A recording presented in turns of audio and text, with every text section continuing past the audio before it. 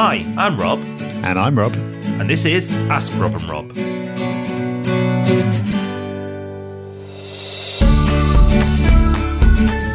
Welcome, thank you for joining us. It's Tuesday once again, which could only mean one thing. It's time for another episode of Ask Rob and Rob, where we answer one of your questions. This week, we've got a big question, a very broad question, and one that I know a lot of people are going to be wondering. So we'll be answering that, of course, straight after Rob has let you know how you can ask a question of your own. You'll be pleased to know it's very simple. You simply pick up your phone and dial 013 808 00035. That's 013 808 00035. Normal rates apply, of course. Or you can go to thepropertyhub.net/podcast and leave a recording there. Either way, super easy to do. And that's what Yael did here.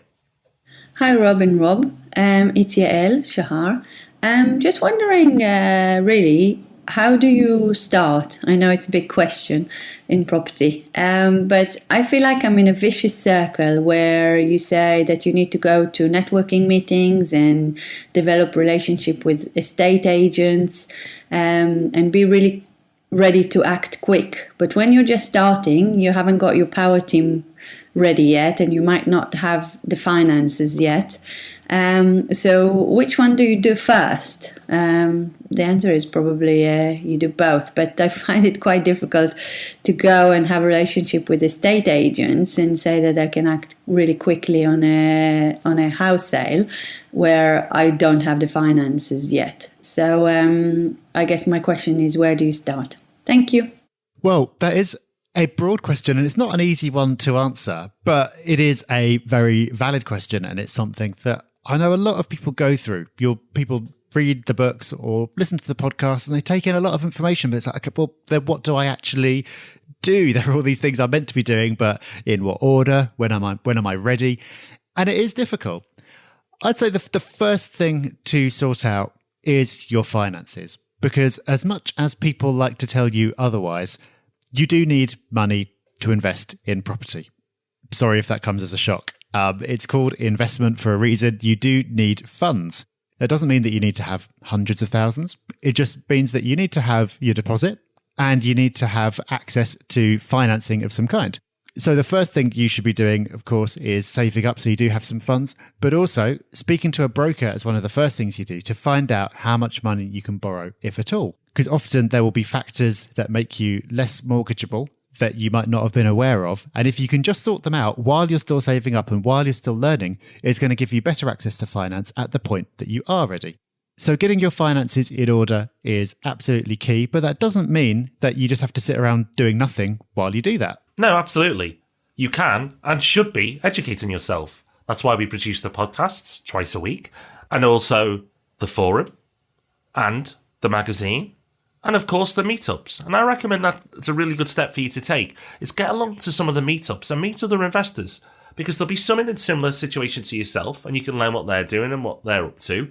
And also, you can learn from people who are just a little bit further down the line and what they did to get started and accelerate that process. You do need funds, as Rob said, and it is all about saving for those funds. But while doing that, getting educated. Yes, the power team, well, that can come near at the time, because those relationships can fade while you're saving up for your deposit. There's no harm in it, but I'd spend more of your time focusing on saving and just learning. So then when you are in a position to invest, you're ready to strike. And also by doing that, by spending some time learning and planning while you're saving and getting yourself ready to invest, it means that you're going to be able to, once you have got started, keep going and not get stuck.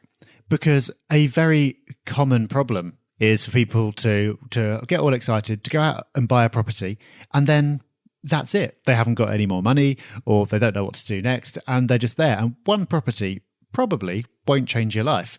What is really exciting about investment is going off to build a portfolio. But that involves strategy. It involves thinking ahead about what the ideal strategy is, considering your goals, about how you're either going to acquire more funds or reuse the funds that you already got or whatever. But that's really important to be thinking about early to make sure that when you do start, it's not a false start and it's actually the start of a long investing career. So while it might be frustrating to be thinking about all these great things you're going to do in the future, but not be able to start them right now, it'll still be putting you in a way better position if you're thinking about all that stuff while you're getting ready. And as we mentioned, saving is a big part of that. And you'll be pleased to know we've done a whole podcast on it, which is episode 103. So if you go to the Property Podcast, look for episode 103. We've done a whole episode on how you can get to your first investment that little bit faster. So make sure you check that out. Another thing to, of course, check out is the Property Podcast on Thursday, when we'll be back. And next week, this time, of course, we'll be back with another question. But until then, all it leaves us to do is say goodbye. Bye.